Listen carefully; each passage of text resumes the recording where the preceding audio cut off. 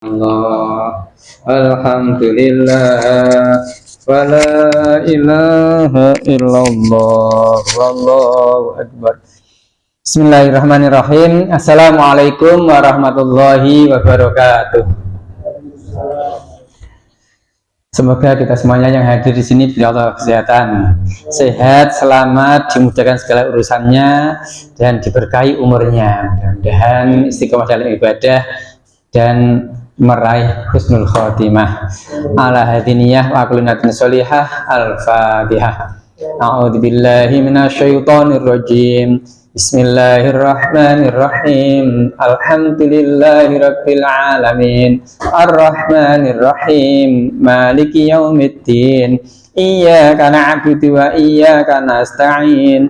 Ihdinas siratal mustaqim. Siratal ladzina an'amta 'alaihim ghairil maghdubi 'alaihim waladdallin. Rabbi ighfirli wa liwalidayya wa lil mu'minin amin. Alhamdulillah, assalatu wassalamu ala Rasulillah sayyidina Muhammad ibn Abdillah, la haula wala quwwata illa billah, amma ba'd. Rabbi shrah li sadri wa yassir li amri wahlul 'uqdatam min lisani yafqahu qawli. Qalu subhanaka la ilma lana illa ma 'allamtana innaka antal alimul hakim. Bapak Ibu sedaya para rawuh jamaah salat Isya Masjid An-Nur Mushola An-Nur rahimakumullah. Semoga dalem menika kita lajengaken wawasan kitab Bidayatul Hidayah. Mugi-mugi nambah keberkahan kepada kita sedaya. Dan mungkin manfaati juga kita sakit ngamalakan. Hadirin rahimakumullah, sering saya sampaikan di sini tujuannya mengingatkan diri saya sendiri dan boleh juga untuk panjenengan semuanya. Bila Allah menghendaki kebaikan pada seseorang, maka Allah permudah seseorang tersebut melakukan kebaikan-kebaikan, kebajikan-kebajikan. Diajak jamaah, oke, bunga, ndang mangkat. Diajak ngaji, semrintil, mangkat, ayo. Diajak selawatan, semangat, berangkat. Diajak amal baik, baik semuanya, semangat. Pokoknya kalau diajak kebaikan-kebaikan yang tujuannya untuk akhirat, semangat. Itu bila Allah menghendaki suatu kebaikan pada seseorang, maka Allah permudah dalam melakukan kebaikan-kebaikan. Namun sebaliknya, bila Allah menghendaki keburukan untuk seseorang tersebut disibukkan dengan urusan-urusan duniawi yang tidak mendatangkan pahala ukhrawi nanti, pada di akhirat nanti. Dan nampaknya kita melihat orang-orang yang dimudahkan dalam urusan duniawi nampaknya lancar-lancar saja, aman, tentram, bahagia, tidak ada kendala apa-apa. Sedangkan orang yang nampaknya takwa, tekun ibadah, rajin jamaah, ngaji, sholawat dan sebagainya, kok malah banyak kendala dalam hal ekonomi, kadang banyak kendala dalam hal kesehatan, kadang kendala dalam urusan-urusan bisnis ataupun yang lainnya. Itu sebenarnya Allah memang sedang menguji. Allah yang kehendaki kebaikannya, maka dipercepat oleh Allah. Sanksi-sanksi diberikan oleh Allah di dunia sebagai penghapus dosa. Sakit menjadi penghapus dosa. Kesulitan-kesulitan menjadi sebuah kesabaran mendatangkan pahala. Hal-hal yang nampaknya musibah, bencana bagi seseorang yang beriman yang dikehendaki Allah kebaikan, itu adalah menjadi penebus dosa. Didatangkan oleh Allah azabnya di dunia agar nanti di akhirat tidak mendapatkannya. Sebaliknya, orang yang diberi Allah, dikehendaki Allah keburukan, kita lancar-lancar saja, baik-baik saja, mulus, bahagia, karena sebenarnya oleh Allah ditunda azab atau siksanya besok di akhirat justru lebih pedih, lebih parah, lebih sakit kalau dibanding yang azab yang di dunia ini. Bersyukurlah bagi panjenengan semua yang dapat taufik hidayah dari Allah SWT, sehingga selalu ikhlas dalam berbuat kebajikan, rohaninya, jiwanya hidup dalam marifat Allah. Amalan kehidupannya sehari-hari seringkali digunakan untuk urusan akhirat. Oleh karena itu mari kita berusaha sekuat tenaga untuk bisa memberi contoh dan menjadi contoh teladan dalam kehidupan di dunia untuk menuju akhirat nanti. Hadirin rahimakumullah, bab ini adalah masalah adab orang alim atau etika seorang ustadz, seorang guru, seorang kiai hendaklah menjaga adab-adab berikut ini. Yang pertama, al-awwal al-ihtimalu, al-awalu al-ihtimalu, ihtimal. Karena setiap kita itu sadar dan tidak sadar menjadi guru, menjadi guru. Ketika di rumah jadi guru bagi keluarganya, ketika dalam pergaulan ini jadi guru terhadap teman bergaulnya. Kadang nggak disadari melihat, oh iya dia ternyata bisa begitu, dengan seperti itu ya, aku tiru, nah yang meniru itulah sebagai muridnya, yang ditiru itu jadi gurunya. Oh bapak itu, ibu itu ternyata kalau melakukan seperti itu jadinya kayak gitu ya, akibatnya semacam itu ya.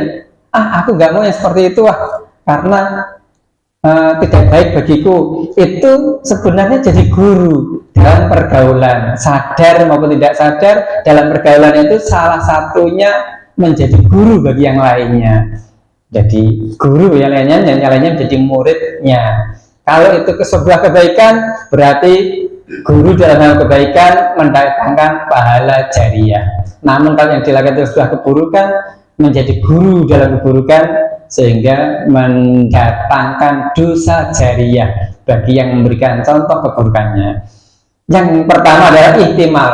Sebagai seorang mu'alim, orang alim atau guru atau ustadz atau kiai, adalah ihtimal, banyak sabarnya dalam menanggung kesusahan. Kiai banyak sabarnya menghadapi santri-santri yang ada yang rajin tapi ada yang malesan, ada yang cerdas, ada yang dedel, ada yang nurut, ada yang bandel, ada yang semangat, ada yang keset, malesan, ada yang tenang memperhatikan saat ngaji, saat belajar, saat sekolah, ada juga yang rame, ganggu koncone, ganggu sebelah, ada yang tidur, ada yang bolosan juga. Nah ini butuh sifat ihtimal, banyak sabar sebagai seorang guru, ustadz ataupun kiai dalam menghadapi santri atau murid-muridnya. Kesabaran ini ya. Ada juga kadang-kadang nampaknya di depan guru, ustadz atau kiai itu anak itu tenang, diam, ternyata dia ngempet di belakang dia berbuat yang tidak mengenakkan gurunya, gembesi ban montore gurune.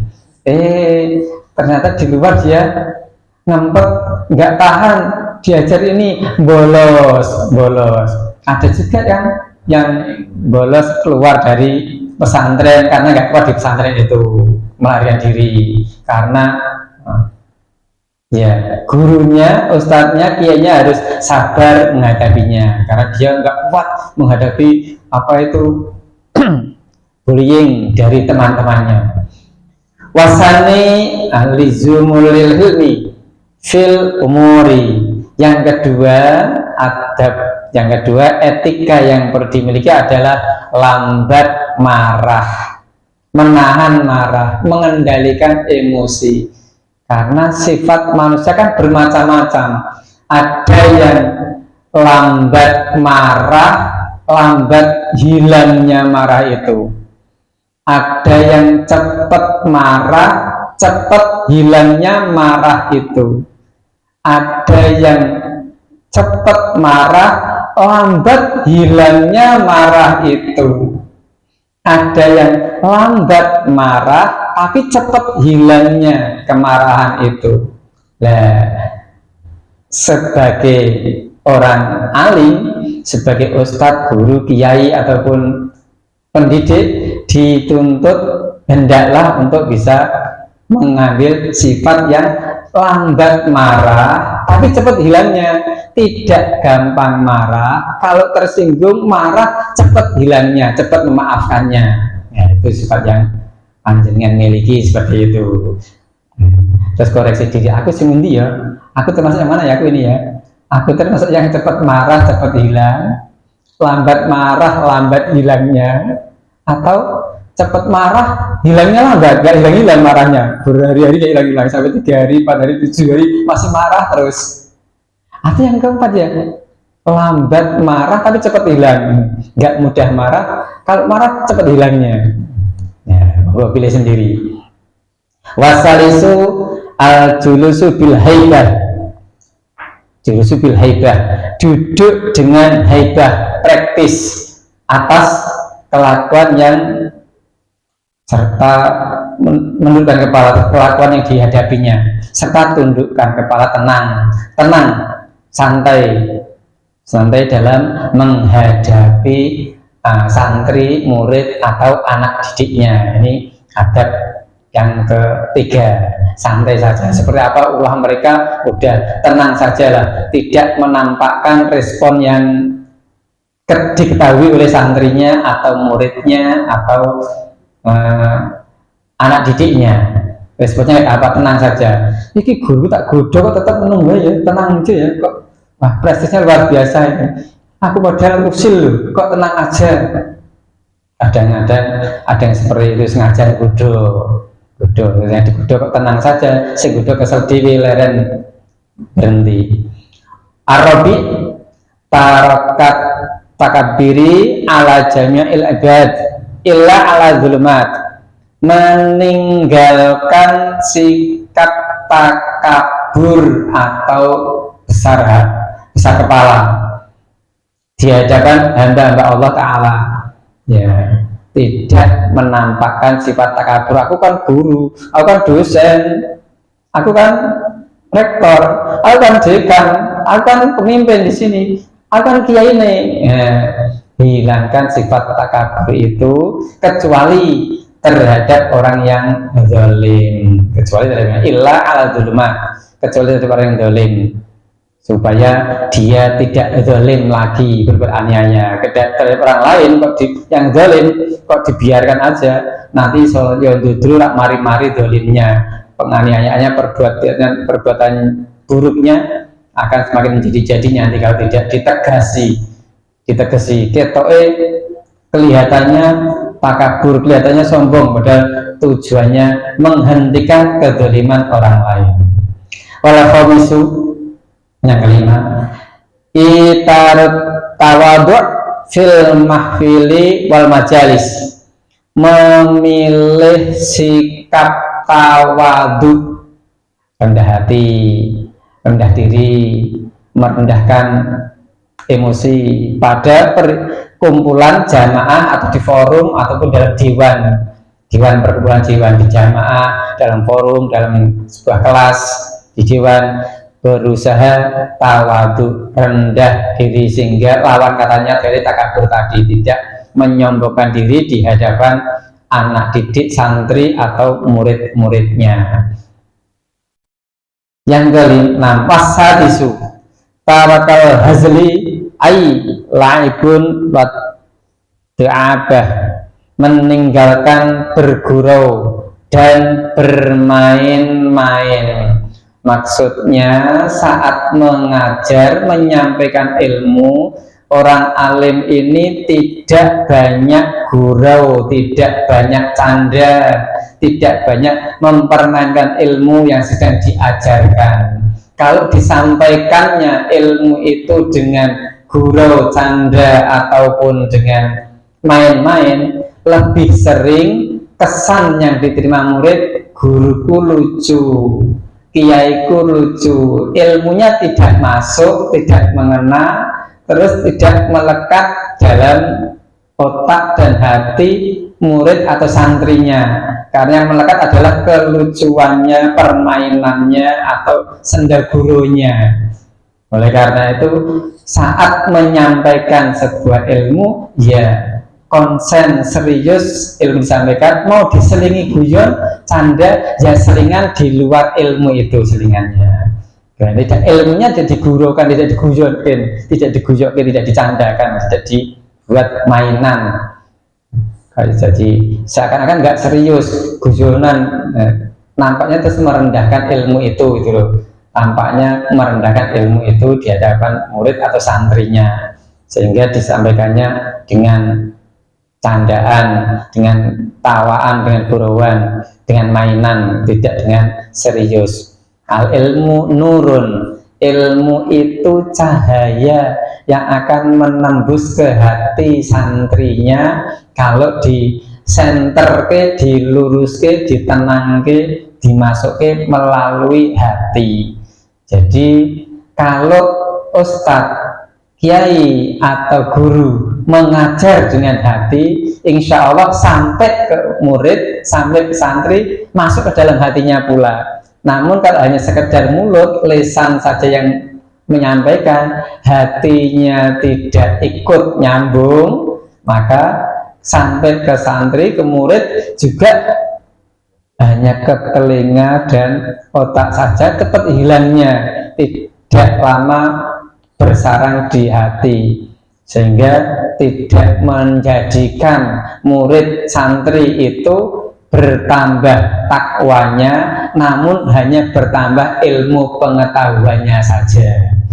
Seharusnya kan tambah ilmu, tambah takwanya, tambah pula tawaduknya, tambah bagus akhlaknya.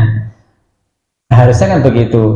Kalau ilmu disampaikan dengan benar, dengan baik. Namun kalau tidak, yaitu tadi tidak menjadikan santri atau murid itu bertambah bagus akhlaknya, tidak meningkat takwanya, ya hanya kelihatan pinter, cerdas, tambah ilmu pengetahuan gitu saja. Namun akhirnya nanti akhlaknya tidak tahu lah. As-sabi'u, yang ketujuh, ar-rafiqu bil muta'alim. Wata'ani bita'ad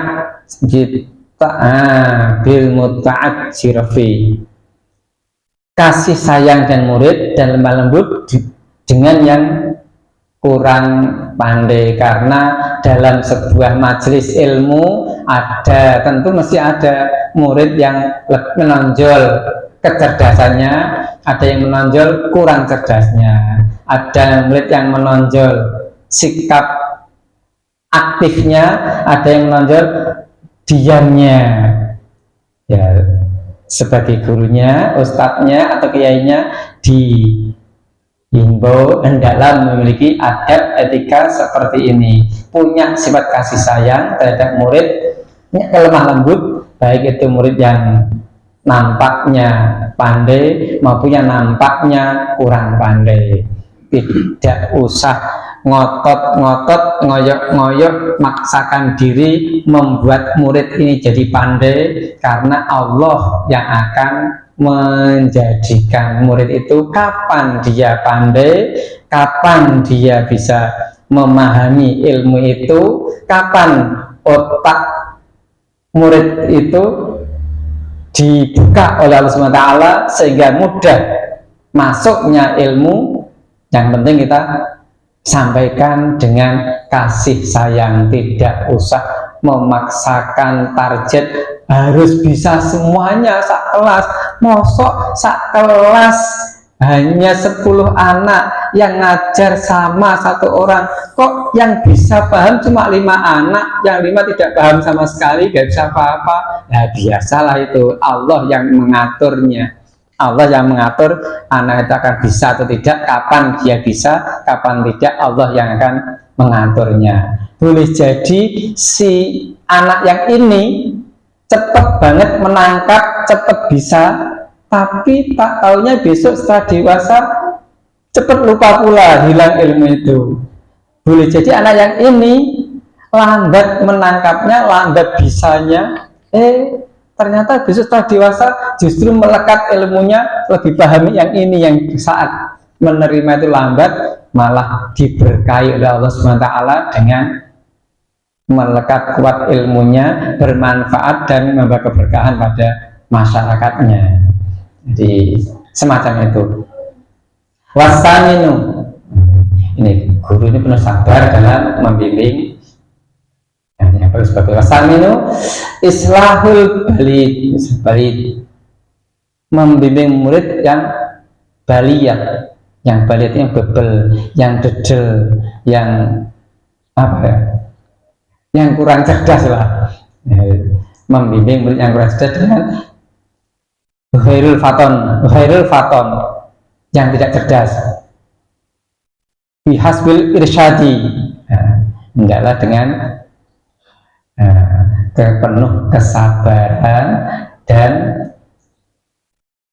apa, sabar, santun, lemah lembut, mendidik anak-anak yang kelihatannya kok angel tapi susah mentoki. Lah ini butuh kesabaran luar biasa ini menghadapi seperti ini. Kadang-kadang kalau tidak pernah menghadapi, yang dihadapi dagangan benda mati, tidak pernah mengalami seperti ini, Pak. Tapi dihadapi benda mati, dagangan nggak pernah mati. Dan dihadapi cuma apa itu namanya, pelanggan ya, pelanggan. Ya mungkin pelanggannya yang ada yang susah bayarnya, ada yang cepat bayarnya, ada yang ngemplang nggak bayar. Ini adab dalam majelis ilmu sebagai orang alimnya.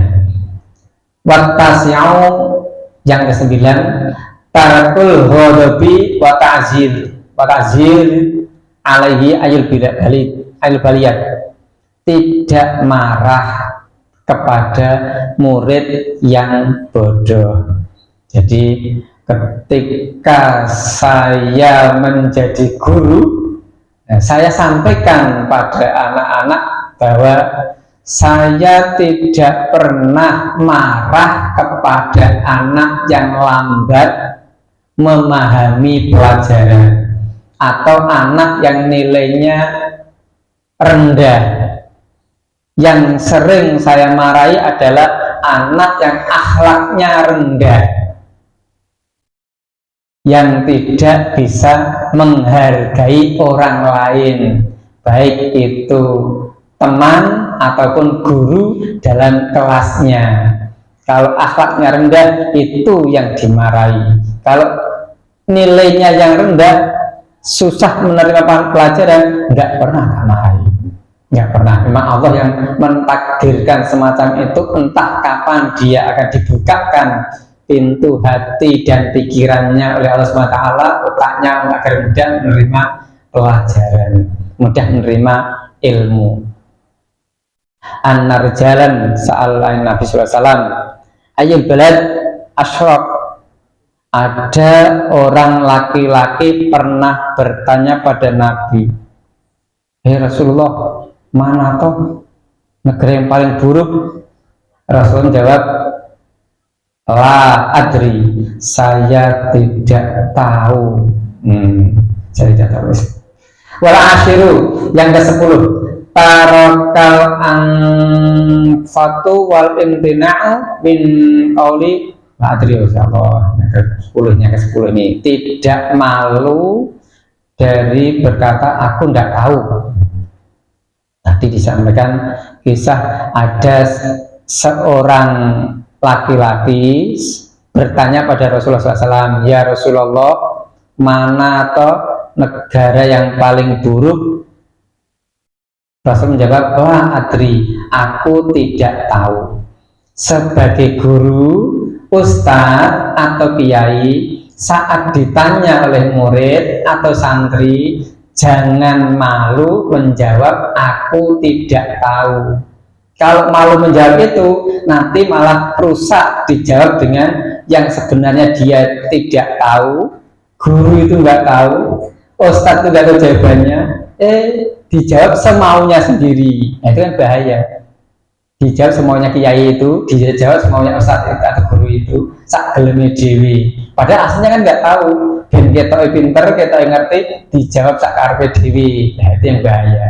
Maka adabnya, etikanya hendaklah tidak malu mengatakan aku nggak tahu. Rasul aja pernah ditanya, aku nggak tahu itu jawabannya. Jadi tidak sama malu. Al-hadi asyara, yang ke-11, sorofa ilhamat ilasail watahamus soaluhu, memberikan perhatian pada murid yang bertanya dan coba memahami pertanyaan dengan baik. Memberikan perhatian pada murid yang bertanya, diperhatikan. Oh, yang tanya mana, siapa tanya? Iya, silakan tanya apa, diperhatikan dulu pertanyaannya. Coba pahami pertanyaan dengan baik, baru jawaban yang sesuai dengan pertanyaan. Jangan sampai kayak 10 tadi, malu mengatakan aku nggak tahu, wis pertanyaannya ramudeng, nggak mau menjawab tidak tahu, dijawab semaunya sendiri. Lah ini yang bahaya. Bahaya. Oleh karena itu perlu etika ini dimiliki oleh setiap pendidik, pengajar, guru, ustadz ataupun yai yang dimintai bantuan untuk mengajar. Al-sani asyara, yang ke-12, qabulul hujjati ayat dalil, menerima hujjah. Qabulul hujjah, mau menerima hujjah atau dalil yang dihadapkan kepadanya. Hei Ustaz, guru, ini ada dalil seperti ini kok. Gimana menurut guru? Gimana menurut Ustaz? Gimana menurut Yai? Dalil seperti ini gimana ini? Ini kok katanya dalam sebuah riwayat Imam Bukhari dan Muslim sampaikan seperti ini. Oh iya, nggak apa-apa, betul itu memang sahih dalilnya, hujahnya memang betul, layak kita terima. Kemarin atau tadi saya memang belum tahu, alhamdulillah kamu sudah memberitahu seperti itu. Alhamdulillah, terima kasih ya, kamu sudah menyampaikan dalil itu, bahwa hendaklah engkau menghadiri undangan yang pertama, tidak mengakhirkan undangan yang pertama, tapi hadirlah orang yang undang pertama. Sing pertama undang wong melarat sing kedua undang wong sugih kok. Ya aku ya teko sing wong sugih terus wong melarat ora tekoni, enggak tak tekoni, enggak tak datangi to.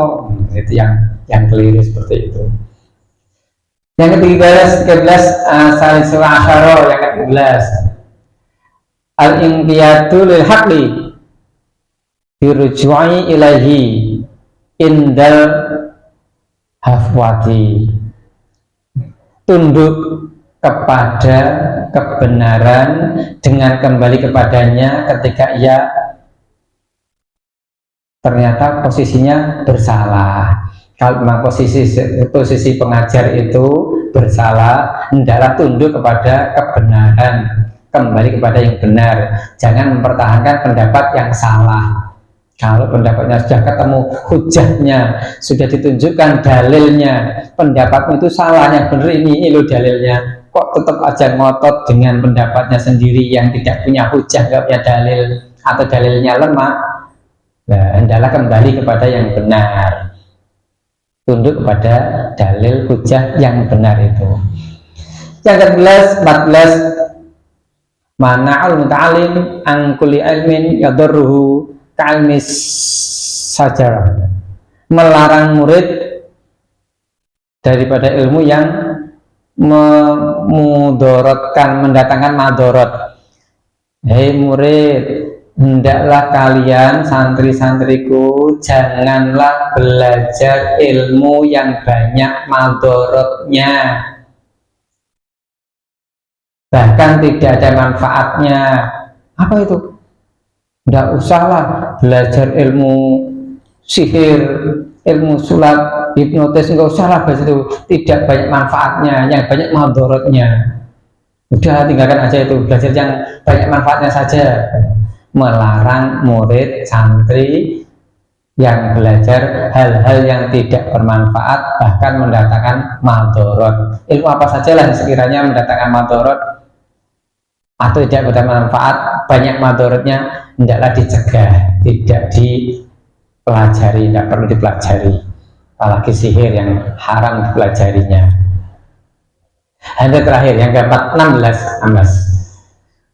Saddul muta'alim qablal faragha min fardil ain, melarang murid dari menuntut ilmu yang fardu kifayah sebelum ia selesai menuntut ilmu yang sifatnya fardu ain.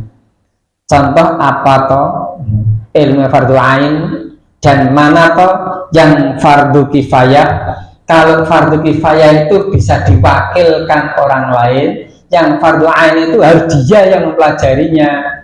Apa contoh fardu ain? Fardu ain itu ilmu fikih sholat, fikih ibadah, itu fardu ain, harus dipelajari sendiri, nggak bisa diwakilkan. Kamu aja yang belajar fikih, aku tak belajar ilmu kedokteran.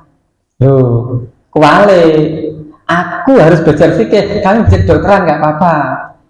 Ilmu kedokteran bisa diwakilkan, diwakili. Kalian yang belajar tentang arsitek, aku yang tak belajar ilmu fikih, aku yang harus belajar ilmu baca Quran, aku yang harus belajar tata cara sholat yang sah.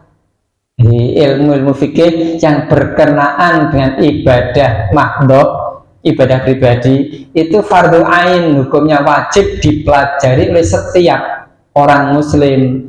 Sedangkan ilmu-ilmu yang lain seperti tadi, ilmu antropologi, ilmu planetarium, ilmu kesehatan, kedokteran, ilmu keperawatan, ilmu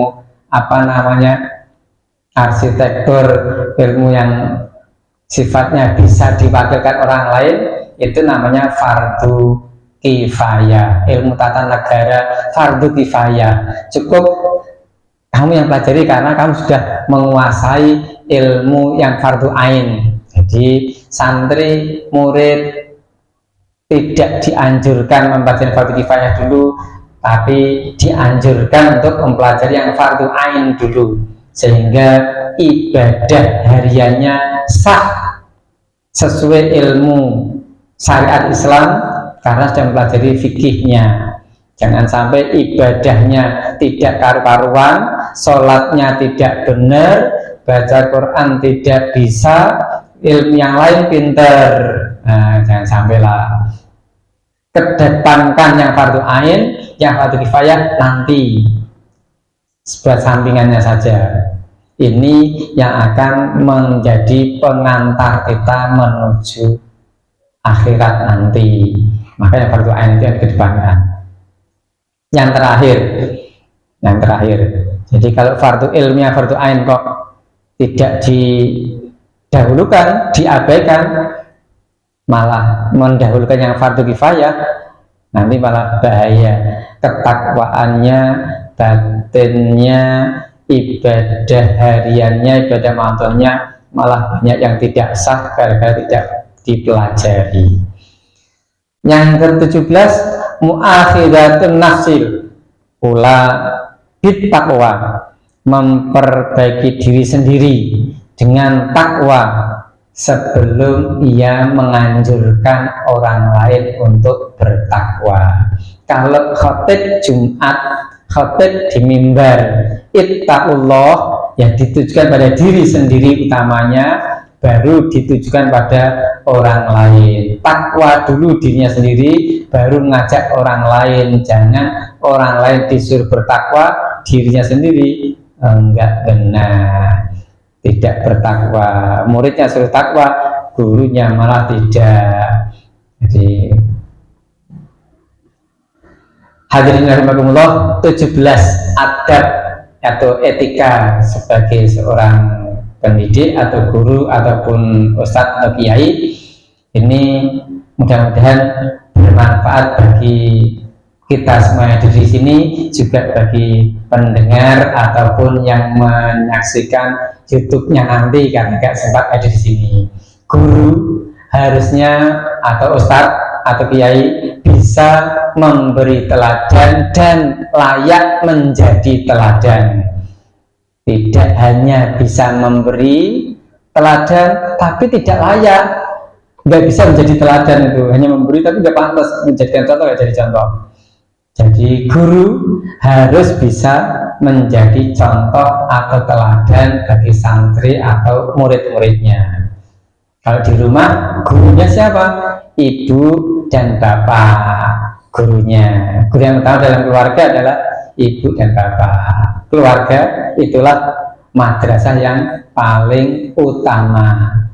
Oleh karena itu, kalau dalam madrasah utama, sekolah utama keluarga itu bapak dan ibu tidak bisa memberi teladan dalam bidang akhlak, karakter, perilaku, maka susah nanti di luar untuk mendapatkan teladan dari guru yang lain. Berikan teladan dulu dari guru yang dalam keluarga, dari rumah. Demikian yang bisa saya bacakan pada malam hari ini, dan bermanfaat bagi kita semuanya. Akhirnya kita tutup dengan wal asri dan doa berpuasa bersama-sama. Kalau ada permasalahan nanti dibahas di luar online. Bismillahirrahmanirrahim. Wal asri innal insana lafi khusrin illal ladzina amanu wa 'amilus sholihati wa tawassaw bil haqqi wa tawassaw bis sabr. Subhanakallahumma wa bihamdika asyhadu an la ilaha illa anta astaghfiruka wa atubu ilaik. Assalamualaikum warahmatullahi wabarakatuh.